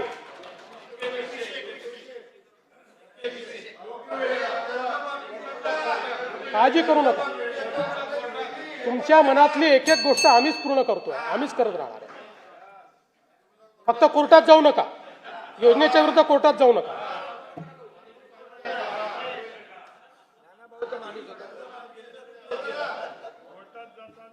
सध्या राज्यातील सर्व जिल्ह्यांमध्ये एकल महिलांचे सर्वेक्षण चालू असून ते पूर्ण झाल्यानंतर त्याचे उचित विश्लेषण करून एकल महिलांच्या कल्याणासाठी सुयोग्य धोरण आणले जाईल. महाराष्ट्र ग्रामीण जीवनोन्नती अभियानाअंतर्गत आतापर्यंत सुमारे 37 लाख लखपती दिदी झाल्या आहेत. सन 2026-27 मध्ये आणखी 25 लाख बहिणींना लखपती दिदी करण्याचे उद्दिष्ट आहे. महाराष्ट्र राज्य ग्रामीण जीवनोन्नती अभियानाअंतर्गत स्थापन करण्यात आलेल्या महिला स्वयंसहायता समूहांच्या वस्तू व उत्पादन विक्रीसाठी हक्काची बाजारपेठ मिळवून देण्याकरता पहिल्या टप्प्यामध्ये 13 जिल्ह्यांमध्ये उमेद मॉल जिल्हा विक्री केंद्र उभारणीस मान्यता देण्यात आलेली आहे. उपक्षेत्र दुसरे, शिक्षण व कौशल्य विकास. राज्यात 100% मूलभूत साक्षरता व संख्याज्ञान 82%हून अधिक पदवीधरांसाठी रोजगार निर्मितीचे उद्दिष्ट आहे. राष्ट्रीय व आंतरराष्ट्रीय विद्यार्थ्यांना आकर्षित करण्यासाठी 8 ते 10 शैक्षणिक शहरांची उभारणी करणे, युवकांना उद्योग केंद्रीय आणि कौशल्य विकास शिक्षणाद्वारे सुसज्जित करणे, नवोन्मेष आणि उद्योजकतेला प्रोत्साहन देणारे प्रतिभा केंद्र निर्माण करण्याचे नियोजित आहे. नवी मुंबई आंतरराष्ट्रीय विमानतळाच्या परिसरात भारतातील पहिली आंतरराष्ट्रीय दर्जाची एज्युसिटी विकसित करण्यात येत आहे. यामध्ये USA, UK, ऑस्ट्रेलिया व इटली या देशातील 6 आंतरराष्ट्रीय विद्यापीठांशी सामंजस्य करार करण्यात आले आहेत. या सर्व विद्यापीठांचे अभ्यासक्रम याच वर्षी सुरू होणार असून या उपक्रमांमुळे राज्यात राष्ट्रीय व आंतरराष्ट्रीय विद्यार्थी ज्ञानार्जना करता येतील. अमरावती शहरातील शिक्षण विभागाची सर्व कार्यालये एकत्रित आणण्यासाठी डॉक्टर पंजाबराव देशमुख शैक्षणिक संकुलाची उभारणी करण्यात येईल. राज्यातील राज्यस्तरीय विज्ञान प्रदर्शनात विशेष प्रावीण्य मिळविणाऱ्या विद्यार्थ्यांचे मनोबल वाढविण्यासाठी आपण बक्षीस रकमेत मोठी वाढ केली आहे. विद्यार्थ्यांमध्ये विज्ञानाची ओढ निर्माण करण्यासाठी मुख्यमंत्री विज्ञान वारी उपक्रमाअंतर्गत विद्यार्थ्यांना इस्रो आणि अमेरिकेतील नासा या जगप्रसिद्ध संस्थांना भेट देण्याची संधी उपलब्ध करून देण्यात येणार आहे.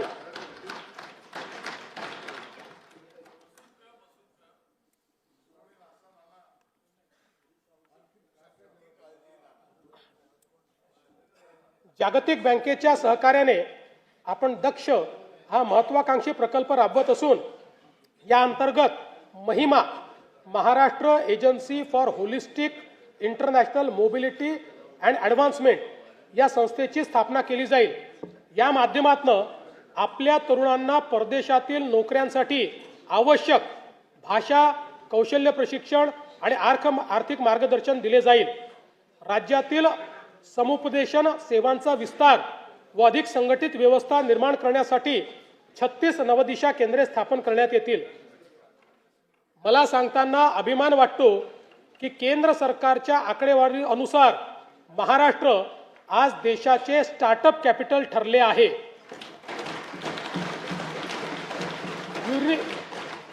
युनिकॉर्न्सच्या संख्येतही आपलेच राज्य देशात प्रथम क्रमांकावर आहे. राज्याला जागतिक केंद्र बनवण्यासाठी आम्ही नवीन स्टार्टअप व नाविन्यता धोरण 2025 जाहीर केले आहे. पुढील 5 वर्षात 1,25,000 उद्योजक घडवणे आणि 50,000 स्टार्टअप्सला बळ देणे हे आमचे उद्दिष्ट आहे. तळागाळातील नवउद्योजकांना आर्थिक बळ देण्यासाठी आपण मुख्यमंत्री उद्योजकता महाफंड स्थापन करत आहोत. यातून निवडक स्टार्टअप्सला थेट आर्थिक मदत दिली जाईल. या उपक्रमाअंतर्गत 50 सर्वोत्तम स्टार्टअप्सची निवड केली जाईल. त्यांना त्यांचे नाविन्यपूर्ण प्रकल्प शासकीय विभागामध्ये राबविण्यासाठी 25 लाख रुपयापर्यंतची कामे निविदेशिवाय थेट दिली जातील. चर्मकला डिझाईन व उत्पादन अद्ययावत केंद्र बांद्रा मुंबई येथे स्थापन करण्याचे प्रस्तावित आहे। यामध्ये नाविन्यता आणि उद्योजकता केंद्रासह सर्व सुविधा असलेली बहुमजली इमारत बांधण्याचे प्रस्तावित आहे। आदिवासी जमातीतील युवांना नाविन्यतेवर आधारित उद्योजक आणि उद्योग निर्माते बनवण्यासाठी राज्यात Bharat innovation research startup for आत्मनिर्भरता म्हणजे बिरसा ही योजना राबविण्यास मान्यता देण्यात आली आहे। उपक्षेत्र तिसरे आरोग्य सर्व स्तरावरील नागरिकांसाठी सुलभ किफायतशीर व गुणवत्तापूर्ण आरोग्य सेवेची सुनिश्चिती करणे व त्याद्वारे राज्यातील नागरिकांचे सरासरी आयुर्मान वाढविणे यासाठी आरोग्य सेवांचा विस्तार करून ती शेवटच्या टप्प्यापर्यंत सर्व नागरिकांना पोहोचवण्याचे उद्दिष्ट आहे। विशेषज्ञ आरोग्य सेवा आणि संशोधनासाठी परिसंस्था म्हणून मेडिसिटीज स्थापन करण्याचे उद्दिष्ट आहे। प्राथमिक, द्वितीयक आणि तृतीयक आरोग्य सेवांचा विस्तार करण्याचे नियोजन आहे। ताणतणाव, जीवनशैलीजन्य आजार, मानसिक आरोग्य तसेच प्रतिबंधात्मक आरोग्य सेवेसाठी सातारा जिल्ह्यातील दरे परिसरात निसर्गोपचार केंद्र उभारण्यात येईल। तसेच मुंबई महानगर परिसरात वैदिज्ञान, संगीत, परंपरेवर आधारित वेलनेस उत्कृष्टता केंद्र विकसित करण्यात येईल।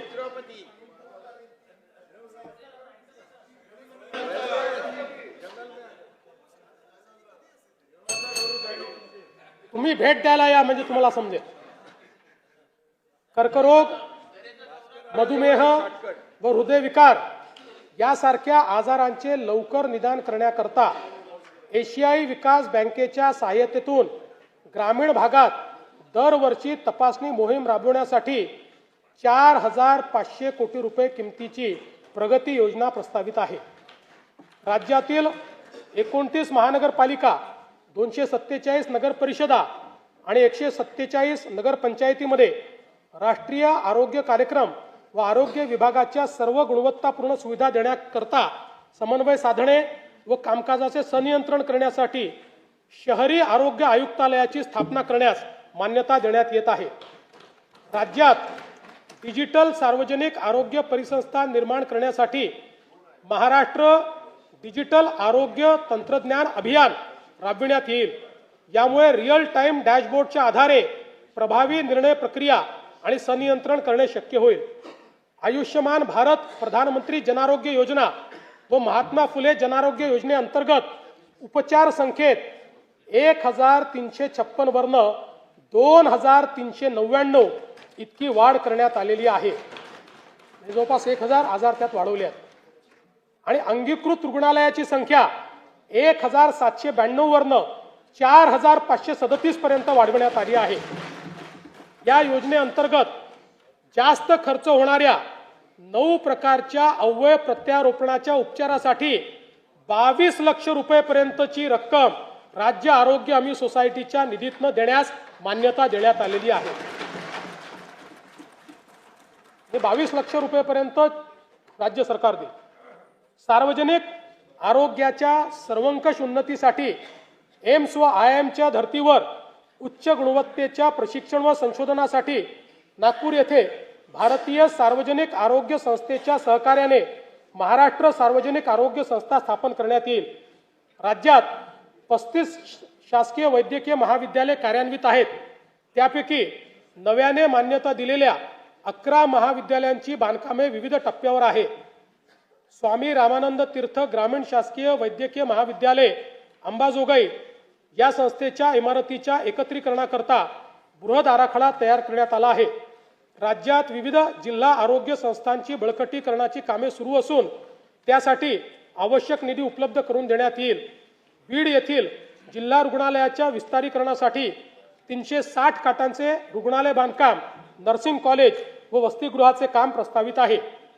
उपक्षेत्र चौथे सॉफ्ट पॉवर राज्यास भाषा, कला, क्रीडा व संस्कृतीचा समृद्ध वारसा लाभलेला आहे। या बाबीचे जतन, संवर्धन आणि त्याचा प्रसार करणे, सांस्कृतिक वारशाचे महत्त्व विशद करणे, अधिकाधिक प्रसिद्धी देऊन त्यांना आंतरराष्ट्रीय व्यासपीठ उपलब्ध करून देण्याचे उद्दिष्ट आहे। राष्ट्रीय व आंतरराष्ट्रीय दर्जाचे खेळाडू निर्माण करण्याकरिता राज्यातील क्रीडा पायाभूत सुविधा व प्रशिक्षणावर विशेष भर देण्यात येणार आहे। नाशिक व त्र्यंबकेश्वर येथे सन 2027 मध्ये सिंहस्थ कुंभमेळा संपन्न होणार आहे। कुंभमेळ्याच्या आयोजनासाठी प्राधिकरणाची स्थापना करण्यात आली असून नाशिक व त्र्यंबकेश्वर येथे कुंभमेळ्याच्या निमित्त देशभरातून आणि परदेशातून मोठ्या प्रमाणात भाविक येतील। या कुंभमेळ्याचे सुयोग्य आयोजनासाठी एकात्मिक विकास आराखडा तयार करण्यात आला असून त्याकरता आवश्यक तो सर्व निधी उपलब्ध करून देण्यात येत आहे। या अंतर्गत गोदावरी नदी स्वच्छता, त्र्यंबकेश्वर येथे उपसा योजनेद्वारे अमृत स्नान व पिण्याच्या पाण्याची व्यवस्था, मलनिस्सारण प्रकल्प, घाट सुशोभीकरण व इतर सुशोभीकरणाची कामे प्रगतीपथावर आहेत। नाशिक विमानतळ, Nashik ring road, Nashik railway station, Nashik bus station इत्यादी सर्व पायाभूत सुविधांच्या श्रेणीवर्धनाची कामे पूर्ण करण्याचे नियोजन आहे। युनेस्कोच्या जागतिक वारसा नामांकन प्राप्त 12 किल्ल्यांमध्ये राज्यातील रायगड, राजगड, प्रतापगड, साल्हेर, लोहगड, शिवनेरी, पन्हाळा, खांदेरी, सुवर्णदुर्ग, सिंधुदुर्ग, विजयदुर्ग आणि तामिळनाडू राज्यातील जिंजी या किल्ल्यांचा समावेश आहे। या ऐतिहासिक किल्ल्यांचे जतन करण्याकरता आवश्यक उपाययोजना करण्यात येत आहेत। आंबेगाव बुद्रुक, तालुका हवेली, जिल्हा पुणे येथे शिवसृष्टी प्रकल्पासाठी आणि सिंधुदुर्ग जिल्ह्यातील राजकोट किल्ला परिसर विकासासाठी आवश्यक निधी उपलब्ध करून देण्यात येईल। आग्रा येथे छत्रपती शिवाजी महाराजांचे स्मारक व पानिपत हरियाणा काला अम येथे मराठा शौर्य स्मारक उभारण्यास मान्यता देण्यात आली आहे। या स्मारकांच्या जागा निश्चितीसाठी संबंधित राज्य सरकारशी समन्वय साधण्यात येत आहे। स्वराज्यासाठी प्राणाची आहुती देणारे छत्रपती संभाजी महाराजांच्या मौजे तुळापूर येथील भव्य स्मारकाचे काम जून 2026 पर्यंत पूर्ण करण्याचे नियोजन आहे। मौजे वडू बुद्रुक येथील समाधीस्थळाचे काम जून 2027 पर्यंत पूर्ण करण्याचे नियोजन आहे। संगमेश्वर, जिल्हा रत्नागिरी येथील स्मारकाच्या कामाचा नियोजन आराखडा अंतिम टप्प्यात असून हे काम देखील लवकरच हाती घेण्यात येईल। छत्रपती संभाजी महाराज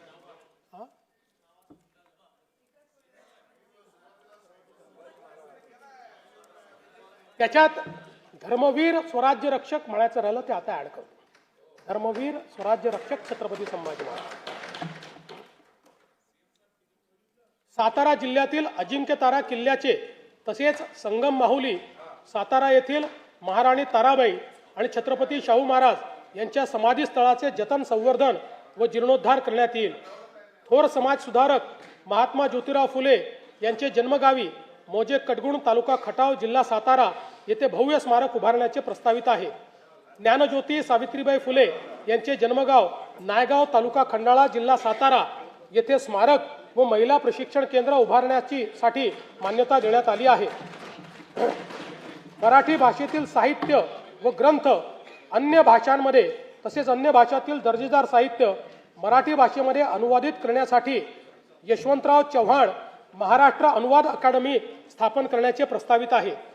वनसंपदेने समृद्ध चंद्रपूर जिल्ह्यातील बल्लारपूर येथील सागवान वारशाचे जतन, संशोधन व जनजागृतीसाठी टिंबर म्युझियम व झायलेरियम उभारण्याचे प्रस्तावित आहे।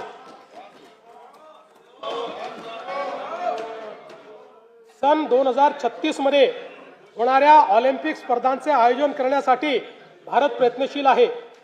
राज्यातून जास्तीत जास्त खेळाडूंनी ऑलिम्पिकमध्ये सहभाग नोंदवावा याकरिता मिशन लक्ष्यवेध योजनेअंतर्गत athletics, badminton, boxing, weightlifting, hockey, कुस्ती, archery, shooting, rowing, sailing, lawn tennis व टेबल टेनिस या 12 खेळांचे राज्यस्तरावर 8 हाय परफॉर्मन्स सेंटर सुरू करण्यात आले आहेत। आणखी 4 अशाच प्रकारचे केंद्र सुरू करण्यात येतील। विभाग स्तरावर 25 क्रीडा उत्कृष्टता केंद्रे व जिल्हा स्तरावर 96 क्रीडा गुणवत्ता विकास केंद्रे सुरू करण्यात येतील। राज्य, विभाग, जिल्हा व तालुकास्तरीय क्रीडा संकुलाच्या विकासासाठी आवश्यक निधीची तरतूद करण्यात आली आहे। स्तंभ चौथा, सुशासन व गतिमानता। उपक्षेत्र पहिले, प्रशासन। आर्थिक व सामाजिक गरजानुसार प्रशासकीय व्यवस्थेची पुनर्रचना करणे, अधिकारी कर्मचारी यांचे सेवा प्रवेश नियम ते निवृत्तीपर्यंत सेवा प्रक्रिया स्वयंचलित पद्धतीने करणे आणि कृत्रिम बुद्धिमत्तेचा आणि खाजगी क्षेत्राच्या साहाय्याने नागरी सेवा पुरविण्यात अव्वल राज्याचा दर्जा प्राप्त करण्याचे आपले ध्येय आहे. विकसित महाराष्ट्र 2047 कडे वाटचाल करीत असताना पारदर्शक, गतिमान आणि उत्तरदायी सुशासनाचे उद्दिष्ट साध्य करणे आवश्यक वाटते. त्याकरिता प्रशासकीय विभागांचे सेवा प्रवेश नियमांचे एकत्रीकरण, प्रमाणीकरण आणि सुलभीकरण करण्यात आले आहे. महायुती सरकार स्थापन झाल्यानंतर आतापर्यंत 1,20,000 पदभरती करण्यात आली असून पुढील कालावधीत टप्प्याटप्प्यात महाराष्ट्र लोकसेवा आयोग व इतर यंत्रणाच्या माध्यमातून आणखी 75,000 पदांची पदभरती करण्यात येणार आहे. राज्यातील नागरिकांना शासकीय योजना आणि सेवा सहज, सुलभ आणि उत्तरदायी पद्धतीने देण्याकरता शासकीय प्रक्रिया पुनर्रचना उपक्रम हाती घेण्यात आला आहे. या अंतर्गत अर्ज प्रक्रियेमधील अनावश्यक माहिती, कागदपत्रे तसेच छाननी प्रक्रियेचे टप्पे व लागणारा कालावधी लक्षणीयरित्या कमी करण्यात येत आहे. यासाठी आपले सरकार पोर्टल 2.0, मैत्री पोर्टल 2.0, महाडीपीटी 2.0 नव्याने विकसित करण्यात येत आहे. नागरिकांच्या मालमत्तांमधील वाद कमी करणे, मालमत्ता हस्तांतरणामधील गैरव्यवहारांना प्रतिबंध करणे आणि मालमत्तांच्या हक्काचे संरक्षण करण्यासाठी महाराष्ट्र भूमी मालकी हक्कधारी अधिनियम आणण्यात येईल. उपक्षेत्र दुसरे, तंत्रज्ञान. प्रभावी शासनासाठी सर्व नागरिक आणि व्यवसाय सेवा डिजिटलायझेशन राज्यात प्रगत तंत्रज्ञानाच्या पायाभूत सुविधा स्थापन करण्याचे उद्दिष्ट आहे. जमिनीचे 100% व्यवहार संगणकीकृत करणे, 100% ई-ऑफिसचा स्वीकार आणि कागदविरहित शासकीय कामकाज सुरू करण्याचे नियोजित आहे. प्रभावी धोरण निर्मिती, जलद निर्णय प्रक्रिया तसेच उत्तरदायित्व सुनिश्चित करण्याच्या दृष्टीने पुरेशा मनुष्यबळासह इलेक्ट्रॉनिक्स, माहिती तंत्रज्ञान व कृत्रिम बुद्धिमत्ता विभाग हा स्वतंत्रपणे स्थापित करण्यात येणार असून त्या सहाय्यक म्हणून आयुक्तालय तसेच स्वतंत्र माहिती तंत्रज्ञान संवर्ग कार्यान्वित करण्यात येईल. राज्यातील माहिती तंत्रज्ञान व बुद्धिमत्ता क्षेत्र गतिमान करण्याच्या उद्देशाने ओपन एआय व सर्वम एआय या जागतिक व राष्ट्रीय स्तरावरील नामवंत संस्थांसोबत हेतुपत्र करण्यात आले आहे. तसेच IIT मुंबई आणि भारत जेन यांच्या समावेत शासनाने सामंजस्य करार केला आहे. कृत्रिम बुद्धिमत्ता, क्वांटम संगणन, ड्रोन, स्वयंचलित वाहन व डीप टेक यासारख्या अत्याधुनिक तंत्रज्ञान क्षेत्रात राज्याला जागतिक दर्जाचे केंद्र म्हणून विकसित करणे तसेच संशोधन, नवोन्मेष व उच्च मूल्य उत्पादनाची परिसंस्था निर्माण करणे या हेतूने राज्यात विशेष धोरण अंमलात आणण्यात येणार आहे. विकसित महाराष्ट्र 2047 या दृष्टिकोनाशी सुसंगत सायबर सुरक्षा धोरण राबविण्याचे प्रस्तावित आहे. राज्याला सुरक्षित, विश्वासार्ह आणि भविष्यासाठी सज्ज असे डिजिटल राज्य बनवणे हे या धोरणाचे प्रमुख उद्दिष्ट आहे.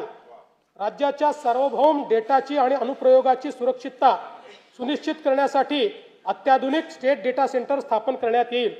राज्यात महाराष्ट्र जिओ टेक्नॉलॉजी ॲप्लिकेशन सेंटरची स्थापना करण्याचा निर्णय घेण्यात आला आहे. राज्याच्या आर्थिक विकासासाठी राष्ट्रीय स्तरावरील उपक्रमांचे कार्यक्षम व प्रभावी पद्धतीने नियोजन करून त्याच्या अंमलबजावणीचे कार्य हे केंद्र करेल. उपक्षेत्र तिसरे, सुरक्षा, गुन्हे तपासणी तसेच आपत्ती प्रतिरोधकता व रस्ते सुरक्षा सक्षम करणे हे उद्दिष्ट साध्य करण्याकरता अद्ययावत फौजदारी कायदे संहितेच्या अंमलबजावणीस गती देण्यात येत आहे. तंत्रज्ञानावर आधारित पोलीस व्यवस्था, पोलीस नोंदीचे 100% डिजिटलायझेशन, सक्षम CCTV यंत्रणा, सर्व जिल्ह्यामध्ये प्रगत न्यायवेधक सायबर केंद्र कार्यान्वित करणे आणि ITMS सारख्या आधुनिक तंत्रज्ञानाचा सुयोग्य वापर करून नागरिकांना सुरक्षा प्रदान करण्याचे नियोजन आहे. मानव वन्यजीव संघर्ष निवारणाकडे राज्य शासनाने गांभीर्याने लक्ष दिले असून या समस्येवर कायमस्वरूपी तोडगा काढण्यासाठी विविध उपाययोजना राबविण्यात येणार आहेत. वन्यजीवांच्या हालचालीची पूर्वसूचना देण्यासाठी कृत्रिम बुद्धिमत्ता प्रणालीचा वापर, रात्रीच्या गस्तीसाठी विशेष थर्मल ड्रोन आणि कमांड अँड कंट्रोल सेंटर आणि सौर कुंपण योजना यासाठी निधी उपलब्ध केला जाईल. हे जे मध्ये बोलत असतील त्यांचे पैसे कट केले जातील. हा मग इकडेच बघितलं, इकडे नाही, मध्ये मध्ये त्यांचं बजेट कट केलं जाईल.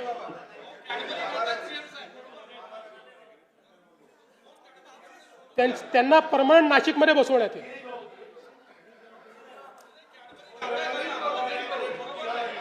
विकसित महाराष्ट्र 2047 उपक्रमाअंतर्गत स्मार्ट पोलिसिंग आणि न्यायदानासाठी अत्याधुनिक तंत्रज्ञानाचा वापर वाढविण्यासाठी महाराष्ट्र पोलीस दलाकरता बॉडी वोर्न कॅमेरा उपलब्ध करून देण्याबाबतची कारवाई 3 वर्षात टप्प्याटप्प्याने करण्यात येईल. राज्यात 21 पथदर्शी फिरती न्यायवेधक वाहने लोकार्पित करण्यात आली असून सायबर सुरक्षा स्थिती आणि नागरिकांची सुरक्षा सुधारण्याकरता महाराष्ट्र सायबर गुन्हे सुरक्षा महामंडळ कार्यान्वित करण्यात आले आहे. नैसर्गिक व मानवनिर्मित आपत्तीचे सौम्यीकरण करण्यासाठी संशोधनात्मक अभ्यासपूर्ण व्यवस्थापनाकरता राज्यात राज्य आपत्ती व्यवस्थापन संस्था मिहान नागपूर येथे स्थापित करण्यास मान्यता देण्यात आली आहे. राष्ट्रीय आपत्ती प्रतिसाद दलाच्या धर्तीवर राज्य आपत्ती प्रतिसाद दलाची स्थापना करून त्यांच्या 4 तुकड्या स्थापन करण्यास मान्यता देण्यात आली आहे. उपक्षेत्र 4 वित्त. डर मुझे भी लगा फासला देखकर, डर मुझे भी लगा फासला देखकर, पर मैं बढ़ता गया रास्ता देखकर. खुद ब खुद मेरे नजदीक आती गई मेरी मंजिल मेरा हौसला देखकर.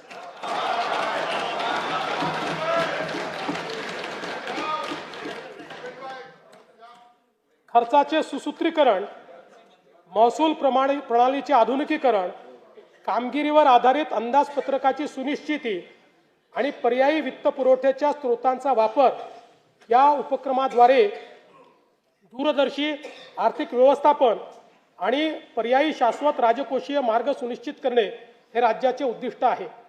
विकसित महाराष्ट्र 2047चे स्वप्न साकार करण्यासाठी सार्वजनिक गुंतवणुकीबरोबर खासगी गुंतवणुकीची आवश्यकता आहे. त्याकरिता महाराष्ट्र सार्वजनिक खासगी भागीदारी धोरणास मान्यता देण्यात आली आहे. या धोरणामुळे राज्यातील पायाभूत सुविधांच्या विकासासाठी मोठ्या प्रमाणावर भांडवल उपलब्ध होऊन अर्थव्यवस्थेला गती मिळेल. देशाच्या एकूण वस्तू व सेवा कर संकलनात राज्य देशात प्रथम क्रमांकावर असून राज्याचा महसूल वाढीचा दर देशाच्या सरासरीपेक्षा जास्त आहे. वस्तू व सेवा कर दराच्या पुनर्रचनेमुळे उत्पादन व उपभोग यामध्ये सकारात्मक वाढीचा दर दिसून येतो आहे, कल दिसून येतो आहे. सन 2025-26 च्या अंदाजपत्रकात 5,60,964 कोटी रुपये महसुली जमा अपेक्षित केली होती. महसुली जमेचे सुधारित अंदाज हे 6,01,489 कोटी रुपये निश्चित करण्यात आले आहे. 6,01,489 कोटी. सन 2025-26च्या एकूण खर्चाचे अर्थसंकल्पीय अंदाज 7,20,000 कोटी रुपये व सुधारित अंदाज 7,55,920 कोटी रुपये असून भांडवली व कल्याणकारी योजनांवरील खर्चात झालेल्या वाढीमुळे सन 2025-26 या वर्षाच्या एकूण खर्चाच्या सुधारित अंदाजात वाढ करण्यात आली आहे. सन 2026-27 या आर्थिक वर्षात जिल्हा वार्षिक योजनेअंतर्गत 21,867 कोटी रुपयांची भरीव तरतूद करण्यात आली आहे. गेल्या वर्षीच्या तुलनेत ही तरतूद 1,702 कोटी रुपयांनी अधिक आहे. सन 2026-27 मध्ये कार्यक्रम खर्चाची रक्कम 2,75,626 कोटी इतकी निश्चित करण्यात आली आहे. त्यामध्ये अनुसूचित जाती घटक कार्यक्रमासाठी 23,150 कोटी रुपये तर आदिवासी घटक कार्यक्रमाकरता 21,723 कोटी रुपये इतक्या नियत व्ययाचा समावेश आहे. सन 2026-27च्या अर्थसंकल्पामध्ये एकूण खर्चासाठी 7,69,467 कोटी रुपयांची तरतूद केली आहे. सन 2026-27च्या अर्थसंकल्पामध्ये महसुली जमा 6,16,000 99 कोटी रुपये तर महसुली खर्च 6,56,651 कोटी रुपये अंदाजित केला आहे। परिणामी 40,552 कोटी रुपये अंदाजित तूट येत आहे। राजकोषीय सुधारणांमध्ये राज्य नेहमीच अग्रेसर राहिला आहे। राजकोषीय उत्तरदायित्व व वित्तीय व्यवस्थापन कायद्यानुसार राजकोषीय तूट स्थूल राज्य उत्पन्नाच्या 3% कमी ठेवण्यात यंदाही शासन यशस्वी ठरले आहे। तसेच राज्याची महसुली तूट ही देखील सातत्याने स्थूल राज्य उत्पन्नाच्या 1% कमीच राहिलेली आहे। सन 2026-27 ची राजकोषीय तूट 1,50,491 कोटी रुपये आहे। यानंतर मी अर्थसंकल्पाच्या भाग 2 कडे वळतो। माननीय अध्यक्ष महोदय, आता मी अर्थसंकल्पाचा भाग 2 माननीय सभागृहासमोर सादर करीत आहे। सन 2025-26 या आर्थिक वर्षासाठी राज्याचा स्वतःचा कर महसुलाचा सुधारित अंदाज रुपये 4,09,593 कोटी आहे। सन 2026-27 या आर्थिक वर्षात राज्याच्या स्वतःच्या कर महसुलाचे अर्थसंकल्पीय उद्दिष्ट 4,15,653 कोटी एवढे निश्चित करण्यात आले आहे। एक BS4 व त्यावरील प्रदूषणाची मानके असलेले वाहन निष्कासित करून नवीन वाहन खरेदी करताना मोटर वाहन करामध्ये 16% व BS3 व त्याखालील प्रदूषणाची मानके असलेले वाहन निष्कासित करून नवीन वाहन खरेदी करताना मोटर वाहन करामध्ये 30% सूट देण्याचे प्रस्तावित करण्यात येत आहे।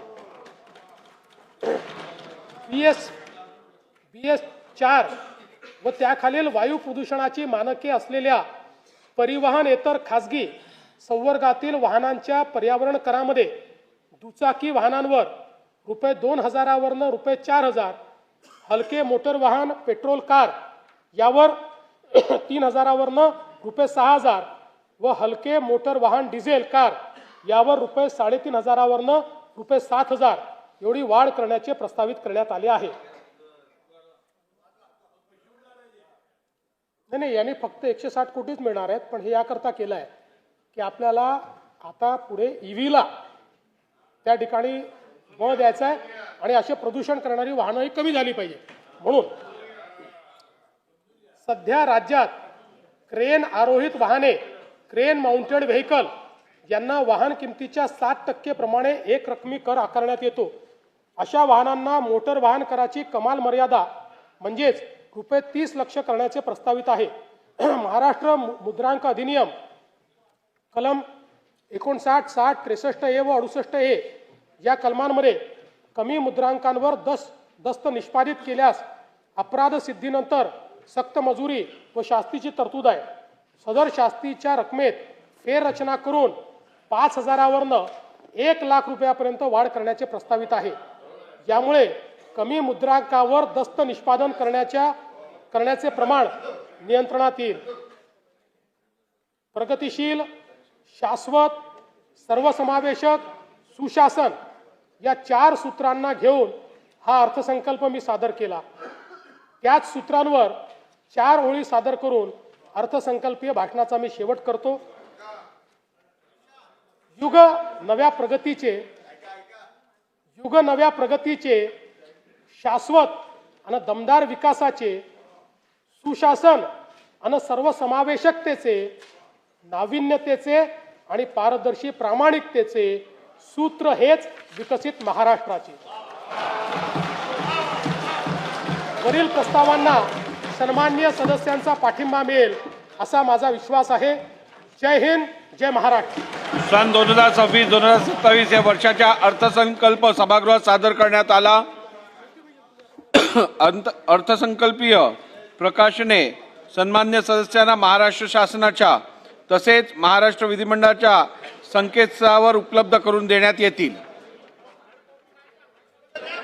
सभागृहाची